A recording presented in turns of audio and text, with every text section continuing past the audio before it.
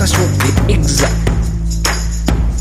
Alors oui, une petite revue différente. Là, nous allons parler de résistances, les résistances préfaites, exactement les Hexa HM Coil en 0,3 ohm. C'est des résistances qui sont fabriquées par KSL Vapor, que je vous ai déjà présenté. Pourquoi je vais parler de ces résistances-là? Puisque ce n'est pas des résistances à proprement parler directement fabricants, puisque vous allez voir que celles-ci vont s'adapter à différents matériels. Oui, une seule et même résistance qui s'adapte à plusieurs matériels. Il faut savoir que ça va être des résistances qui vont être plus accessibles vis-à-vis du tarif, puisqu'on va être aux alentours d'une douzaine d'euros la boîte de 5 résistances. Pour le moment, nous avons que les résistances à 0,3 ohm, mais ce qu'on peut voir tout de suite, c'est qu'ils nous ont prévu d'autres valeurs de résistance. Alors, tout de suite, on va parler compatibilité. Il faut savoir que ça va être compatible avec tout ce qui est Vopu. Vinci, Vinci X, Vinci R, Drag X, Drag S et le Navy. Donc vous voyez un large panel pour Vopu. Il sera aussi compatible avec la Vaporesso Target PM80, la Target PM80 SE et aussi la Wismec R80 R40. Donc oui, autant dire que vous avez une résistance qui est compatible avec tout un tas de matériel, surtout des matériels du genre pod.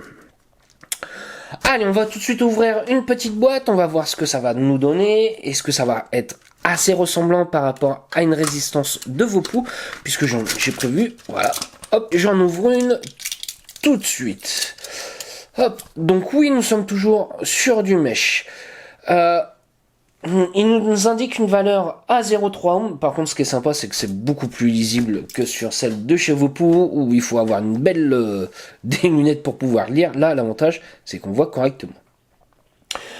Donc ça, c'est la résistance KSL. On va pouvoir faire tout de suite la différence avec la résistance à 0,3 ohm de chez Vopu. Et voilà. Alors ce qu'on va voir, oui, il va y avoir un petit changement, ça va être sur les arrivées de liquide, puisqu'ici, comme vous pouvez voir, ça va être ovale, et ici, ça va être rond. Donc ici, vous en avez 4, ici, même avis, nous en avons 4.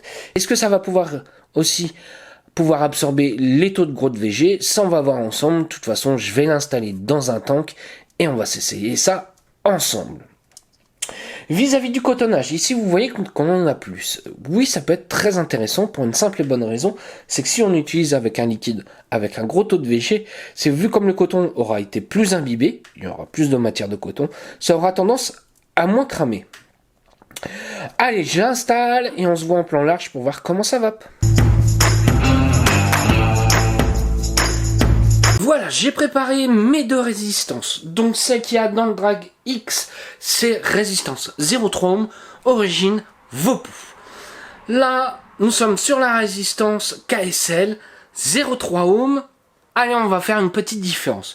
On va se faire une première barre sur le Drag X et une autre sur le KSL S pour voir ce que ça nous donne un petit peu la différence. Est-ce que c'est bien, moins bien, ce genre de choses.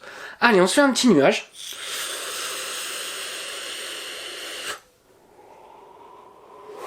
Comme vous pouvez le voir, on a le beau petit nuage de la 0,3 ohm à 35 watts. Ça fonctionne très bien. Pareil, 35 watts. Allez.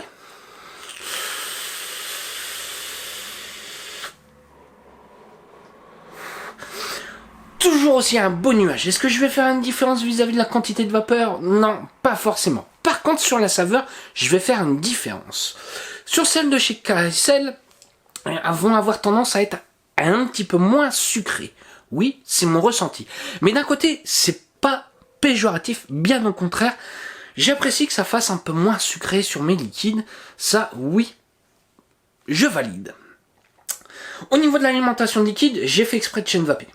D'y aller, oui, ça accepte le fort taux de VG sans problème, puisque les deux tanks sont remplis avec le même liquide. Oui, sinon ça sert à rien de faire une comparaison si c'est pas forcément la même configuration. Est-ce que c'est des résistances qui fonctionnent bien? Oui, sans souci. Pour le moment, ça fait plusieurs jours que je l'utilise. J'ai rien à dire, ça fonctionne bien. Ça m'est déjà arrivé sur les résistances d'origine Vopu d'en cramer relativement assez rapidement, en moins d'une semaine.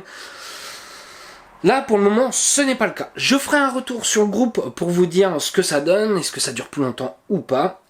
Par contre, ce qui est très intéressant, ça va être son rapport qualité-prix. Oui, forcément, ils sont moins chers que celles d'origine Vopu, marchent tout aussi bien. Donc oui, pourquoi pas, allez-y, essayez. Pour notre budget, ça fait toujours du bien. Moi, j'ai hâte qu'ils nous sortent différentes versions de résistance.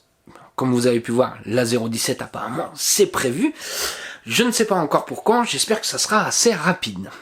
Donc voilà, c'est mon petit retour sur ces résistances de chez KSL, compatibles Vopu, plein d'autres marques différentes. Donc moi, oui, j'adhère, moins cher, oui, c'est encore mieux. Donc voilà, si vous avez des questions, j'y répondrai avec un grand plaisir et je vais vous souhaiter une bonne journée, une bonne soirée ou un bon week-end. Salut à tous!